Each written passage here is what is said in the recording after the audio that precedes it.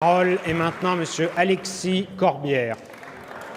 Ma question s'adresse à Monsieur le Premier ministre. En décidant de retirer unilatéralement son pays de l'accord historique sur le nucléaire iranien, conclu en juillet 2015, le président des États-Unis, Monsieur Trump, n'est plus qu'un pyromane au Moyen-Orient, craquant une allumette au corps même de la poudrière.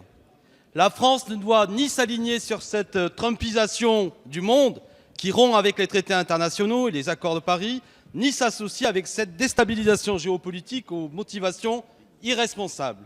Les embrassades récentes entre M. Trump et Macron il y a 15 jours n'auront servi à rien, puisque les cartes étaient de toute évidence tirées d'avance.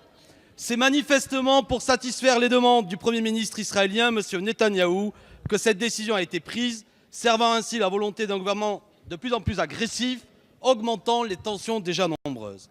La boussole de notre diplomatie doit être l'indépendance de la France, mise au service de la paix internationale.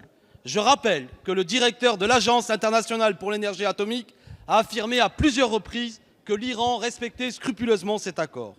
Un autre enjeu capital est la sauvegarde des intérêts économiques de nos entreprises implantées en Iran, comme Renault et Airbus, qui sont bénéfiques pour nos deux pays. Ce n'est pas à Washington de décider avec qui nos entreprises ont des relations internationales.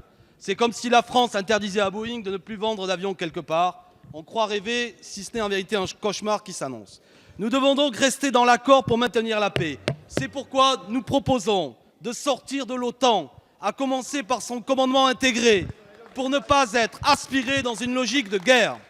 Cette situation rappelle également l'impérieuse nécessité de cesser la vente d'armes à l'Arabie saoudite, allié des États-Unis et oppresseur du peuple yéménite, ainsi qu'à d'autres pays dont l'activité militaire contribue à l'escalade des tensions au Moyen-Orient. Monsieur le Premier ministre, ma question est la suivante. Allez-vous sortir de l'OTAN? Allez-vous, au-delà des paroles, cesser d'aligner la France sur la diplomatie des États-Unis?